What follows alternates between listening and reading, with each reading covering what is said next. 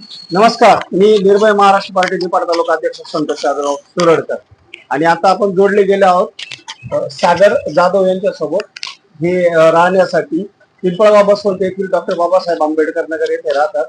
तर त्यांच्याकडे स्वच्छतेचा प्रश्न होता जो ते आपल्याकडे तक्रार घेऊन आलेले.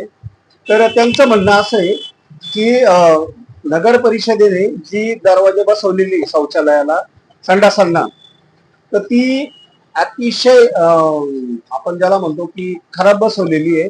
म्हणजे ज्याला आपण काय हलक्या प्रतीची बसवलेली आहे आणि बसवत असताना फक्त एक कडी वरची बसवली आहे, सेंटरची कडी त्यांनी आतून बसवलेली नाही आणि दोन्ही पण बसवलेल्या नाही, खालची नाही आणि मधली पण नाही आणि खाली एकच लावलाय आणि खाली पण नाही, एकच स्क्रूवर फिटिंग तर त्याची फिटिंग पण व्यवस्थित झालेली नाहीये आणि आजूबाजूला अस्वच्छता असते त्याचे फोटो त्यांनी आपल्याला दाखवण्यासाठी आणले त्यांच्या मोबाईल मध्ये. सगळ्यात पहिले तुमचं नाव सांगा. सागर रामचंद्र जाधव. अच्छा. त्याच्यानंतर आपल्या इकडे एवढी बेकार तुम्हाला दाखवतो व्हिडिओ मध्ये, एवढी बेकार बाथरूमची अवस्था बघितली ना, तिकडे साफसफाई करायला सुद्धा माणसं नाही. येते आपण साफसफाई करत नाही एवढी आहे. त्याच्या पाठीमाग बघितलं तिकडे कचरा कोंडी पण नाही, काहीच नाही. त्याच्यानंतर दुसऱ्या बाजूला बघितलं एवढे झाड हे झालेले. दुसऱ्या बाथरूम मध्ये त्या ठिकाणी लेडीज बाथरूम मध्ये पण तुम्हाला सांगतो काहीच नाही, काहीच केलं नाही त्यांनी. असं एकदम कचरा झालेला आहे बघा तुम्ही.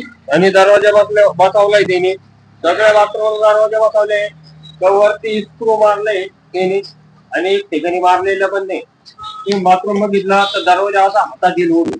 आणि काम होऊन किती दिवस झाले आता ते? आता एक हप्ता पण झाला नाही.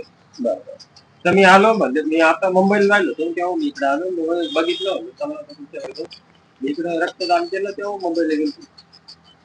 ठीक आहे. तर असा प्रश्न आहे तर माझा पिंपळगाव बसवंत नगर परिषद यांना असं सांगणं आहे की जी कामं आपल्याकडनं झालेली आहे ती स्वतः नगराध्यक्ष, उपनगराध्यक्ष, नगरसेवक परिसरातील व संबंधित अधिकारी, सीओ मॅडम यांनी एकदा चेक करावं की ती कामे खरंच किती उत्कृष्ट दर्जाची झालेली आहेत.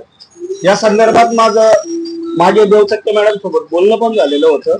परंतु आता नागरिकांच्या कंप्लेंट स्वतः यायला लागले, तर त्या हिशोबाने आपण परत एकदा ते चक्कर मारून दाखवलं पण नाही ती कामे किती चांगल्या पद्धतीने झाली आणि किती वाईट पद्धतीने झाली हे आपण एकदा डोळ्या खालून बघावं अशी मी एक प्रांजळ नागरिक म्हणून इच्छा व्यक्त करतो व पुन्हा एकदा साफसफाई जवळ येतो.